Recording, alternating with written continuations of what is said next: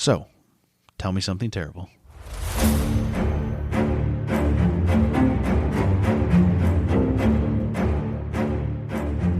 Is that good wine? No. It's free wine. Mm-hmm. If you paid for it, you'd be disappointed. Mm-hmm. Being free. No, I wouldn't be that disappointed. It's tart. It's very tart. Yeah. It's not that dry. I feel like it's a better sipping wine, but I don't want it to be sipping wine. I want it to be like a chuggable wine, but that's not the wine's fault. That's my fault. You have that glass for the next hour.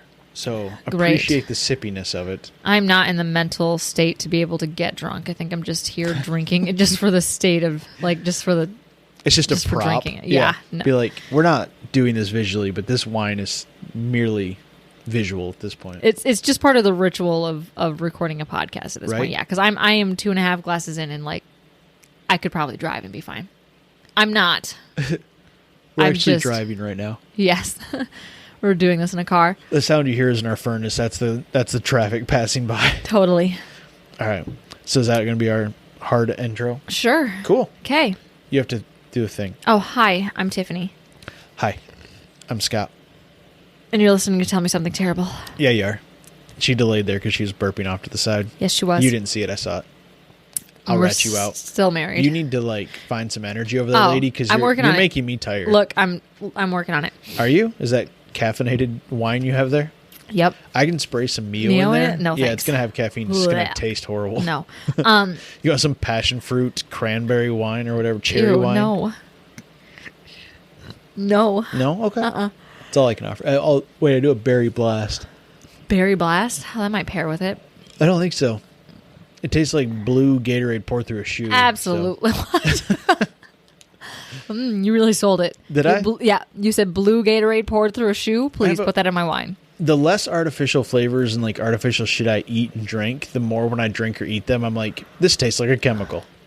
This tastes like plastic. Man, it's almost like as a generation, we were not fed real food so that they can just keep giving us fake shit. It's from the freezer. It's fine. Yeah. Pizza rolls are natural. That's how they come out of the animal. Anyway. The pizza roll animal? Yeah. There's a giant pepperoni shitting chicken somewhere. They just instead of eggs, there's a farmer. They get up and there's rolls. A dozen pizza rolls they pick up. Ooh, they're still warm. There's feathers sticking out of them. It's fine. We're not going to die of a nuclear war. We're just going to die from the food we're eating. The food we're eating. Anyway, that's fine. Did I tell you I was thinking about doing an episode on how they make lunch meat, and then you said I was I couldn't too triggering. Oh, not too triggering as much as it was there's also a lot of bunk websites. Well, I was gonna do a bonus episode on sweeteners, but I was I consume too many of these to theoretically justify any of my other drink choices going forward. Except for the Beatus thing, the alternative is real sugar, and then you're definitely coma and death. Okay, versus maybe cancer in 25, 30 years. The other option's water. No. No. There's that option too, of just not consuming too much water can kill you too. Energy drinks or any sort of soda with sweetener. As I drink this vodka diluted down with Fresca. I feel like Fresca's the most PG soda pop, whatever there is. PG? Why PG? The least tainted of the pops. Okay, it's the most pure. I don't know what's in it. G would be water, and then PG would be Fresca. Fresca, Sprite Zero. Okay. Well, I guess just Sprite. There's no dye in it and stuff, There might be. I have no idea. I have no idea either. Now that I say it out loud. So, this is part two. Yeah. Of Dyatlov Pass. Don't mind us, we're the same person. We are. If you didn't hear part one, stop this, pause it, go back to episode 80, also titled Dyatlov Pass Part 1, Igor and Friends, I think. Don't quote me on that. Yep. And listen to that. It's not too long. No. And then start back off here. Hey, welcome back. It'd be funny if you actually did that. You probably didn't. You're probably just listening because you're one of our listeners that just listens every Tuesday. Yep. We appreciate you. Tuesday through Thursday, I feel is when we get our big listens. Tuesday, Thursday, and then usually the following Monday are the days that we have big for the episodes that we just released. I don't see a lot of people spending time on the weekends being get up Sunday morning I'm going to put on that horrible podcast about depressing shit to really get me in the mood to do laundry. Maybe that's what you do. I do. But yeah. Anyway, so the saga continues. Yeah. So did you want me to do a quick recap? 10 Russians going to the mountains. One Russian gave up one day in because of his back. Yep. That'd be me. And then they spend time on the side of a cliff, and then they died. Yep. That's the synopsis. Wait, did you kill them off in the last episode? Have they already died?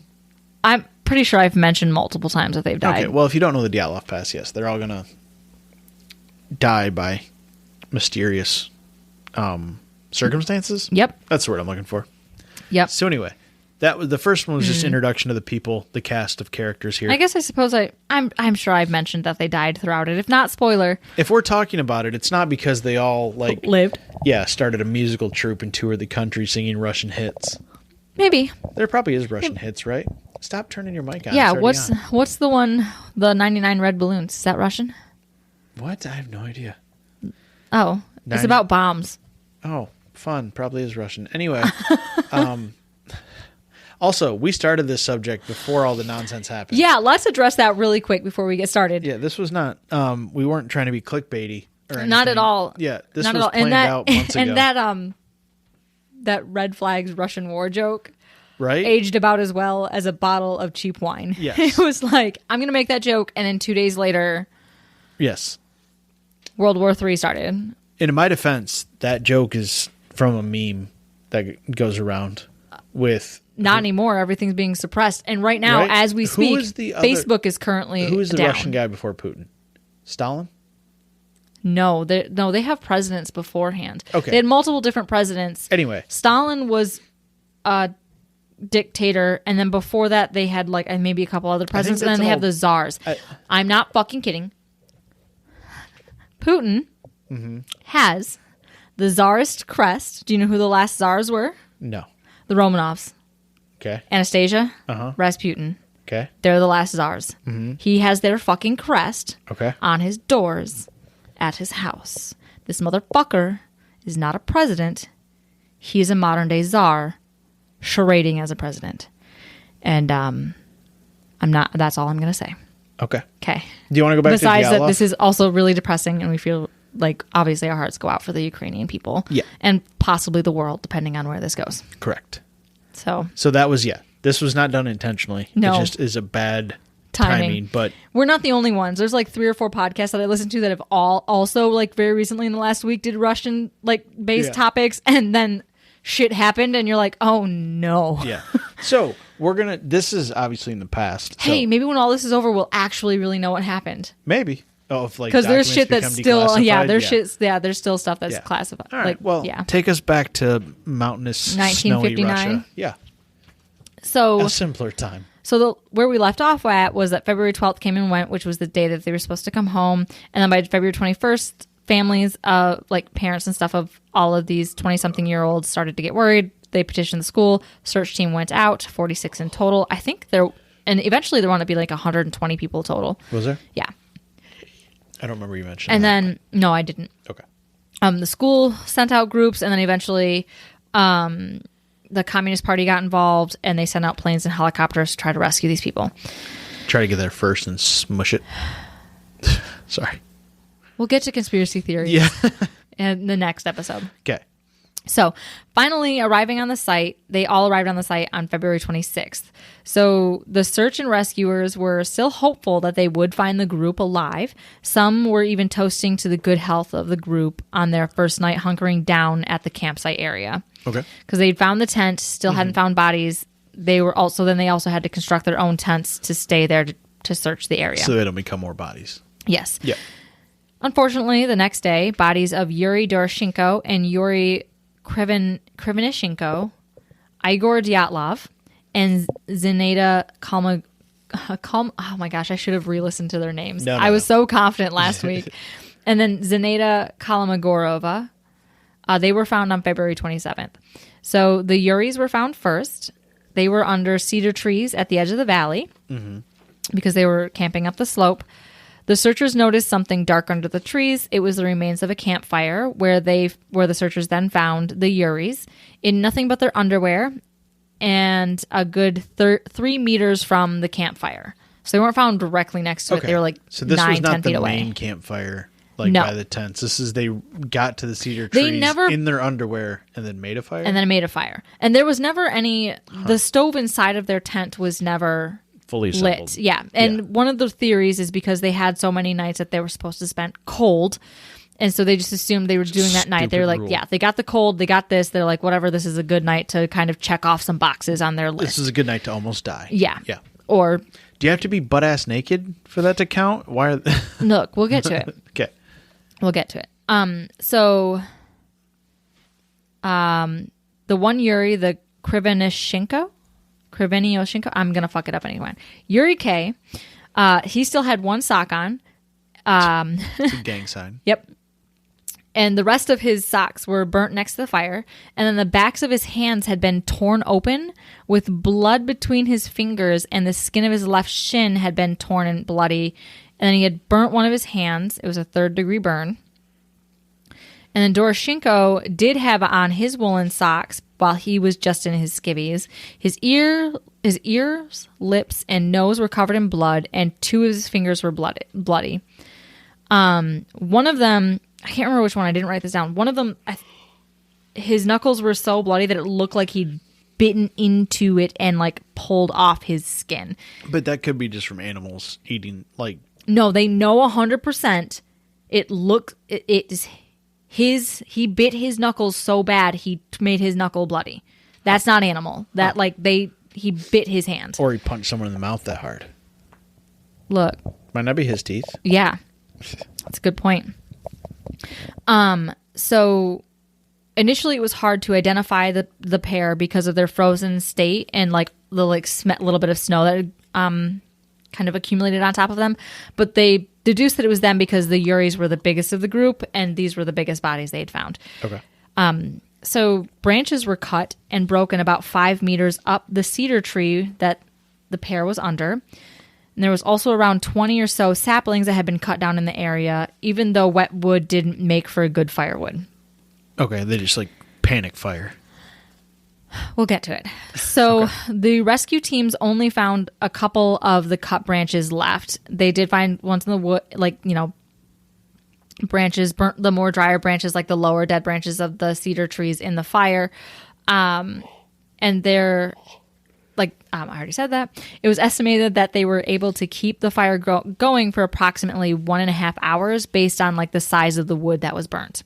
Okay. So they managed to build a fire. Some weird science somebody has. They only kept it going for 1.5 hours. Because they were these branches are 5 to 8 centimeters And the around. rate of burn, This is how long it takes for them to burn this type of wood. This is how long. That's just based weird on, science you don't think about. Yeah.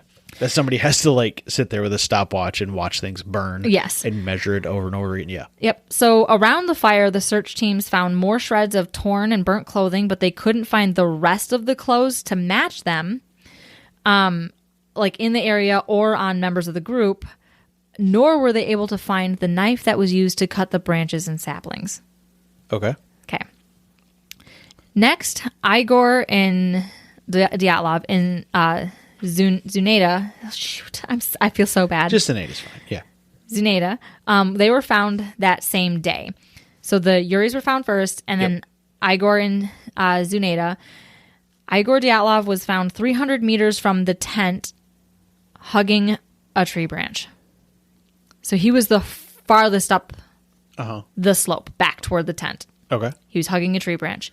Zuneda was found 630 meters from the tent. Both had been found frozen in positions indicative of heading back toward the tent. Okay. And then Dyatlov was wearing a knitted vest. He was also lightly dressed and had on no shoes. Because the craziest... I know I already told you this story, but the craziest thing to me is how footprints are preserved in the snow where someplace that's that cold. Yeah. That they're not imprints. They... and the reason why they could tell that they were feet and socks, the footprints leading away from the tent, was because they could see like the impressions from their snow, like their feet and stuff. So when it's that cold, if something makes an imprint, it compacts the snow, and then the wind blows away the soft snow around it, leaving like pillars of the footprints. So it's Like yeah. mounds instead of divots. It's so crazy.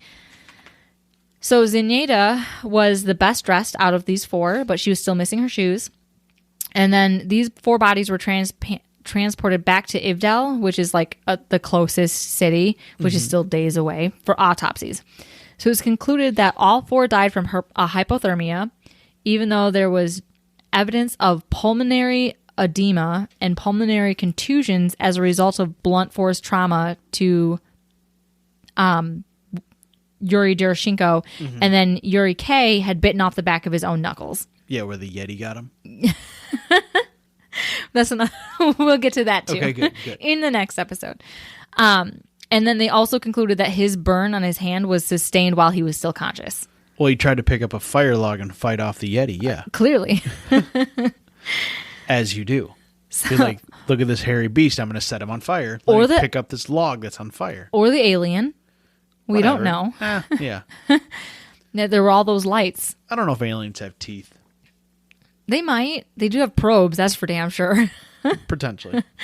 So there's also evidence that Dyatlov had been vomiting blood, and that Zenyatta had also had a slightly cracked skull and then a 30-centimeter bruise along her waist about the size of a baton. Or, after reading all of this crap that I've read about it, maybe a 5 to 8 centimeter tree branch that wasn't found at the campsite, but had definitely been, recently cut off of a cedar tree. Okay. I thought that was... Or the one like that Igor was hugging. Yeah. Yeah. Yeah. Or like a gun. Yeah. Or like a gun. Yeah. So March 5th, Rustem Slobodin, he was finally found along... Rustem Slobodin? Yep. Okay. Slobodin? Rustem Slobodin. He was the one with the camera. Is that Rush Limbaugh's niece? Sorry, that's terrible. It's a dude. This one's Sorry. a dude. Yeah. So, he was found along the same line that Dyatlov and Zenyatta were found. He had wound up making it within 480 meters of the tent. So it's Igor, Rustem, Zenyatta, and then at the tree line, there was the Yuris. Yep. Yuri 1 and Yuri 2. Yep. So Rustem was also better dressed than the previous hikers, but he did manage to get one felt boot insert on his right foot. So it was later determined that Rustem had also died from hypothermia, although it was found that he had a fractured skull and multiple areas of edema and abrasions along his face and arms. Edema is like redness, severe redness and inflammation in the skin, where like blood pools or something hits you. Yeah. So it's speculated that his cracked skull could have been from a fall, but it was also so bad that it could have also been the result of getting hit in the head with something that required some brute force. Okay. So leaving that door open. Yes. Okay. And then there was also a second flashlight, because remember we found the one flashlight just sitting by itself with no snow covering it on the pile. Very Jean Benet-esque. Yes. The one flashlight. Yep. Yes. Look. Don't get me started on Jean Benet Ramsey. What? Bert did it. I'm going to say it right now. No one's going to give a shit what I say. Don't prosecute. Allegedly, in my own opinion, wild speculation, Bert did it. She's eating her little pineapple cottage cheese. Burke was all upset about it. And Yep. And then Mom covered it up. Anyway, back Doesn't to matter. Russia. So, let's talk about something else more horrible. Right? And unsolved. And Quote unquote. look. So, this flashlight that they found, its battery was drained and switched on. And this one was found 30 meters away from Rustem. So it was found... They didn't find them for like 2 days, even if it was on when they died. Yeah. It's going to die. So, yes. Well, and it's also in the cold, too. Yeah. Like, this is 3 weeks later. Yeah. Multiple weeks, yeah. So, but it was found between Dyatlov and Rustem, like, along that little stretch. Okay.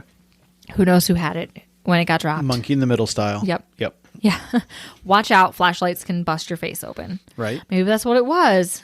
Yeah. They cracked his skull. He was like, take this flashlight. And I took that personally. Right. Let's go with that other scar I have on my forehead from when Scott hit me in the face with a flashlight. I didn't hit you in the face. You didn't catch a flashlight in the name of art. We have the photos to prove it. So at this point, there were no wild speculations made. The general assumption was that it was just a series of unfortunate events until the other 4 bodies were found 2 months later on May 5th, with the help of a member of the Mansi, who's the nearby indigenous reindeer herders. Okay, they sound sweet. They need their own show on like E or whatever. They oh my gosh.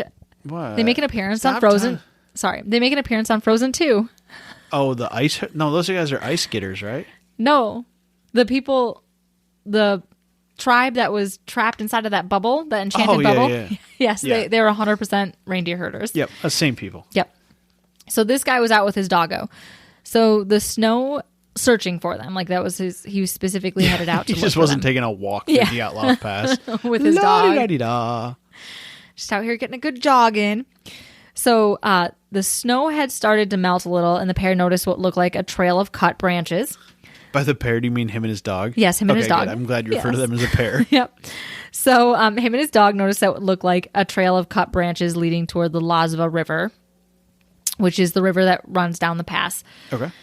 And then toward the bottom of a ravine below the slope, about 70 to 75 meters deeper into the woods from the cedar tree line that the Uris were found at. All right.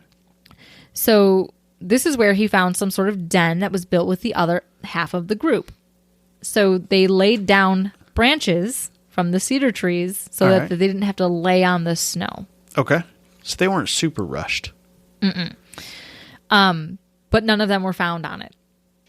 They were all like, they were again another like 10 or so Scattered. feet from, no, they were more found like in a pile. Like, Oh. yeah. But they were still that's like, a terrible way to honestly, I put think it, it might but even been like 30 feet. Oh, yeah. One of them was found 30 meters down the river from the den. It's like 100 feet, yo. Yeah. So they were found, the remaining 4 hikers, Ludmila Dubinina, I knew that one. I'm glad you're going to try these names. Semyon Zalato, yeah, you have to. Yeah. Semyon Zalatoriov, which is the older guy. Yep. Alexander Kolevitov, and Nikolai Thibu-Brignol. Perfect. That one was easy. Ugh. Was it? No, all of them were hard. So they were found under 4 meters of snow. Although none of them were curled up on that makeshift structure with the cedar branches, they were also found like multiple meters away from it. All right. So Ludmila was found on her knees with her face pressed against a rock. Alexander and Semyon... That sounds nothing weird about that. Nope. That's how I sleep all the time. Mm-hmm. Your pillow is smashed so thin that, yes, it is like sleeping on a rock. Maybe. So Alexander and Semyon were found embraced chest to back, like spooning, as though Alexander was attempting to keep Semyon warm. And then Nikolai was... Secret lovers. Sorry. So Nikolai was found an additional 30 meters further down the river. And In a van? Sorry. river. I'm trying to make as few jokes as I can here, but... The whole point is terrible stories and terrible jokes, right? It's true, yes. Okay. I'm really coming through with the terrible jokes. So Semyon was found with the infamous water-damaged camera that had their last images from the group. Yeah, and Bigfoot on it. Yes. No. They debunked that. They did. We'll get to it eventually. Okay. So these 4, it doesn't help that they made like a flyer, like what to pass time, like made like a satirical flyer, like about the Yeti too. Yeah. So people were like, "Oh my God, they knew." Mm-hmm. No, they're in northern Russia. Canadians and people in northern They're Michigan college and like kids yeah, from like northern Russia, yeah. and Yetis are like the biggest lure. Of course, they're gonna Lure? Or lure. Lure is what you put on a fishing rod. Look. I got myself a Midwest accent. Sometimes it slips out. The lure. Anyway, proceed. Sorry to distract. So these 4 were dressed significantly better than the first 5 found. Ludmila had her foot wrapped in one of her own blouses. She was still wrapped in a brown sweater, thought to be one of the Uris.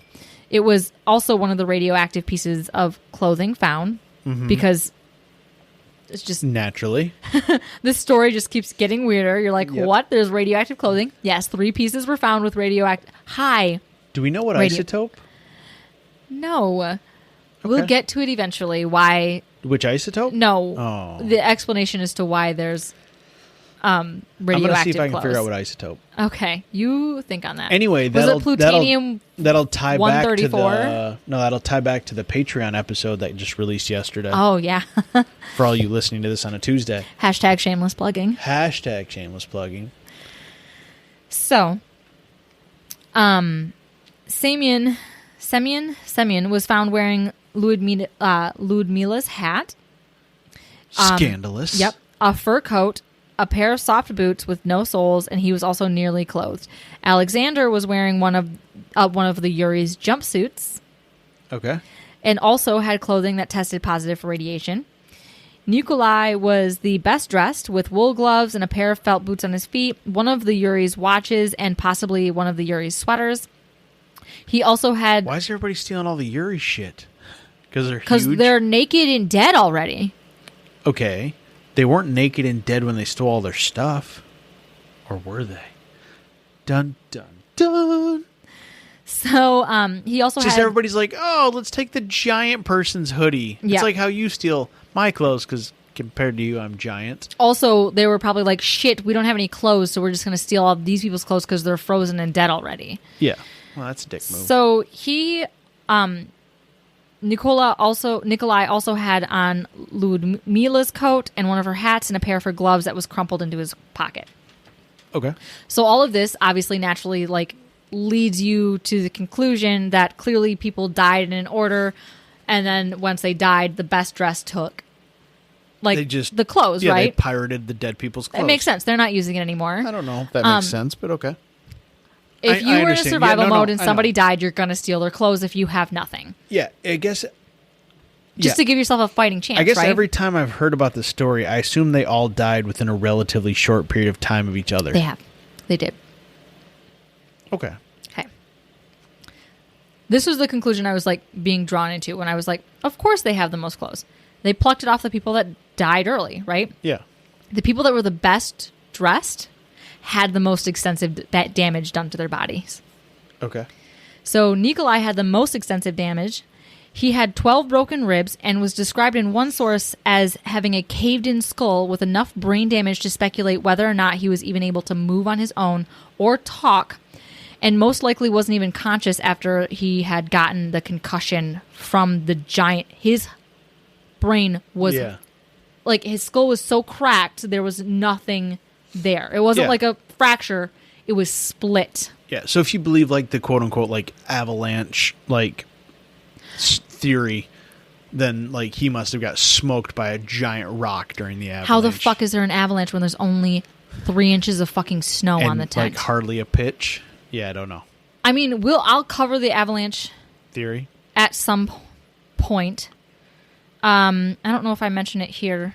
Anyway. I think I do. I don't remember if I mentioned it at the end of this, but no, the downside of that theory too is why if an avalanche happens, it's not going to kill the Yuris first, and they're going to go steal their clothes, and then they're going to get hit by an avalanche. Why are the people that are the most damaged have the most clothes? Why are they the best dressed? Because you would think the people that were the most hurt would die first, right? And then they would steal their clothes. Where the people, where the people that were mostly fine died first, and then the people that have a cracked skull that would require you dragging him down a hill because he cannot walk, let alone be conscious. Why is he the best dressed? Yeah. It's just crazy. Every time you say best dressed, I'm thinking of who wore it best, not the most. He had a nice double-breasted button-up jacket not with a little best bow dressed tie for the cold. and I'm pocket thinking square. yes, he's ready to go to the Set Grammys. for the Met Gala. Ooh, it's quite the ding there. So it's believed that the damage to his skull was so extensive he probably died within 2 to 3 hours after receiving the head trauma. And it was also so bad that it's drawn to the conclusion that there's no way he could obtain such a wound from just simply falling. And then the others also had slight fractures to their heads. Okay. Ludmila was found missing her tongue and eyes and parts of her lips, as well as as well as missing a hunk, a fragment of her skull. Yeah, and the tongue and eyes, they said, though. Animals. Yeah, they're soft, after fleshy. their death. Yeah, she was that's found the first things to go. Yes, she was found face down on a rock. That rock was in the water. Yeah, she was trying to get a drink. No. No? Okay. And something came out and snatched a hold of her tongue and Yes. just ate. It's like alien that's, style. That's some like, yeah, people think snakes and toilets are creepy. That'd be on a whole different level. Yeah, some sort of like weird tremors worm like you're like desperate for water and it eats your eyes and your nose and your mouth. Yeah. It's like weird Stephen King shit. Yeah. Oh. Yeah. I couldn't read Dreamcatcher at night, which is stupid as shit because most of it happened during the day. Yeah. Okay. I'm saying, never have read the book. Will fuck you up hard. That and Gerald's Game. Ugh, they're both horrible. Anyway, she was missing her tongue, her eyes, and parts of her lips, as well as a fragment of her skull bone. But it was determined during the autopsies that the injuries happened post-mortem by animals. Mm-hmm. Semyon was also missing his eyes, and Alexander was missing his eyebrows. Oh. Yeah. They have microblading for that nowadays. They do. We can put them back together just the way he was. So Ludmila... Wait, why would you lose your eyebrows? Because it's also a really fleshy... I guess bit of your face, or just frozen, like flaked off. Oh yeah, that is thin skin. Mm-hmm. And then Ludmila also had chest fractures, and so did Semyon. Okay. So their autopsies concluded that 6 members of the group died of hypothermia, and the other 3 of some sort of blunt force trauma from an event that could generate enough force similar to a car crash. So it was also determined that the members of the group did not last long in those sub-freezing temperatures, with their times of their death estimated to be about 6 to 8 hours after their last meal. So yes, everybody died within a few hours of one another. Okay. So they tried, so the physical damage to their bodies couldn't have been caused by humans because the force of those blows were too strong, and there was no evidence of like soft tissue damage. Okay. They think that if someone did get hit, if someone did get hit with something like a gun, like the butt of a gun or baton or tree branch or whatever, it would have broken the skin. Okay. Opposed to just break the bones on the inside. Yes. They probably stepped down by a bear later. Yeah. Yeah, that's exactly it. That's what it was. The bear was very gentle. He's like, I have a very particular taste. I would only like these particular fleshy bits of their face and then leave everything else. I just want to step They're on not them. the bears that attacked Timothy, where he just ate everything. Oh, yeah, from like 50 episodes ago. This one had much more refined taste. I like when you bring up callbacks from like literally 6 months ago. God, was it really 6 months ago? Probably. I don't know. Been doing this too long and it's only been a year. And because there was no determined guilty party in this entire situation and allegedly no foul play, the Russian government concluded that the members of the Dyatlov 9 died from a, quote, compelling natural force. And the case was officially closed for the very first time, because it's been reopened. Yep. It was officially closed on May 28th, 1959. Okay. So the case was then reopened in 2019 in an attempt to stop all of... 60 years later. Yes. In an attempt to stop all of the wild speculation. Uh-huh. And in the 90s is when they released most of the documentation. Yeah, like when after all the speculation after up. Soviet Russia fell, that's when most of it got released because people didn't literally all of this got classified as top secret. All of it. You had no access to it. Which would be no really one knew it weird even happened. For a natural whatever. Yeah, a compelling natural force. Yeah, you definitely top secret that shit. 100%. Clearly, you don't want anybody knowing what happened. Natural force happened out there. Fucking hurricane. I'm not. We'll get to it. Okay. Probably in the next part. So they wound up reopening the case in 2019 in an attempt to stop all the wild speculation, but I really don't think that it helped at all. So in the next part, because I find this wildly, like, extremely fascinating, and I know you do too, we'll tell you some more of the, like, bizarre eyewitness accounts, some more of the, like, inexplicable evidence, explicable evidence. We'll go into some of the theories, and and then we'll finally discuss what Russia came to as their conclusion to the cause of the Dyatlov incident past. Besides the Yeti?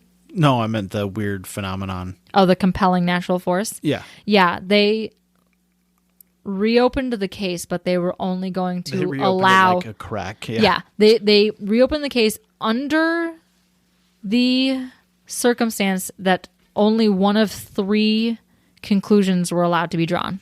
So we'll discuss that in the next episode. Yetis, aliens, venereal disease. Venereal disease? Yeah, they all got syphilis early. It just went fucking crazy. Yeah, In the course of 6 to 8 hours, that was a very rapid onset syphilis. Hard, yeah. Yes. Yeah. Noses fall off when you get syphilis. Right? Look. I mean, it happened to Al Capone. We figured it out. Maybe they didn't pay their taxes.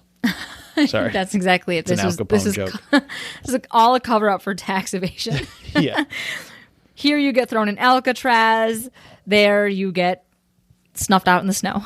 Snuffed out? Yeah. Russia is something like that. Whole nother beast. It's a whole, different animal. Yep. Which we're going to find out very quickly. Right? So, we will decide if we're going to do anything for an anniversary special for our 1 year doing this crazy podcast. Yeah.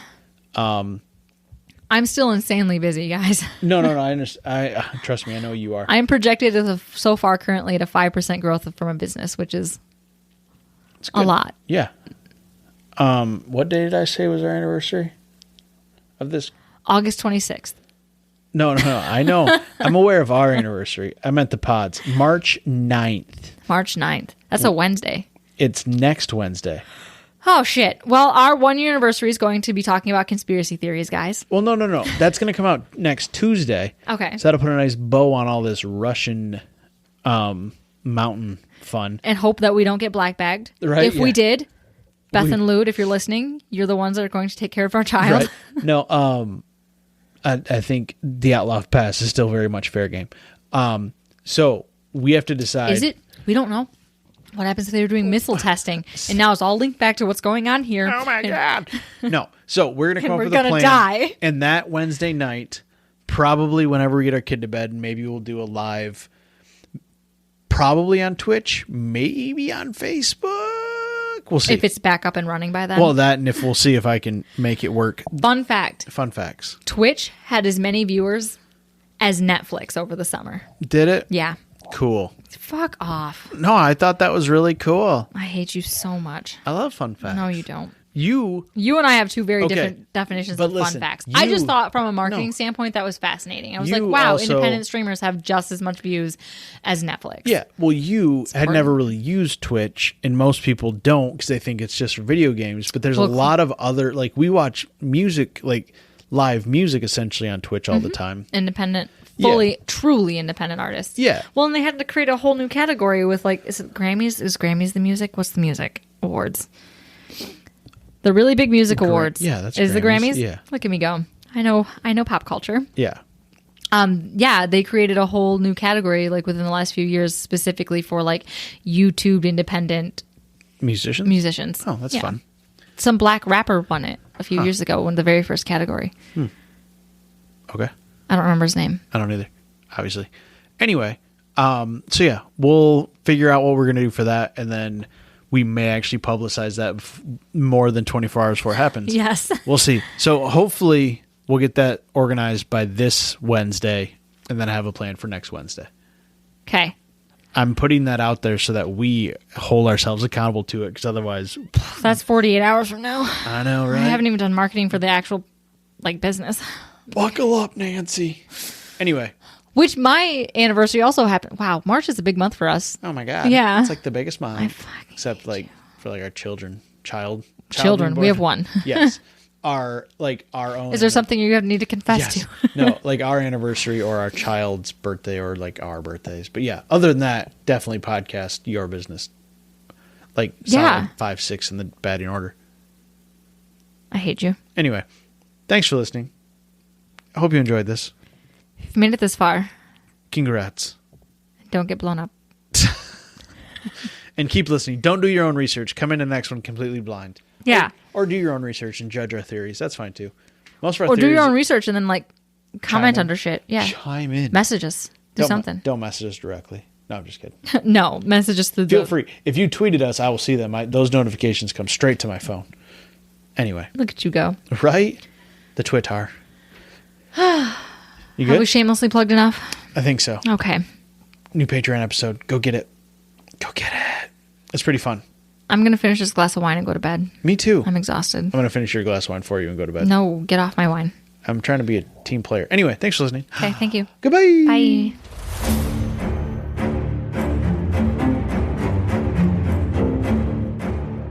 Oof, that was terrible. Thanks for listening to our terrible podcast. You can find us on Apple Podcasts, Spotify, and Google Podcasts, or wherever you like to listen. Feel free to follow us on Twitter at TMSTPod. And if you'd like to support the show, you can find us on Patreon at Tell Me Something Terrible.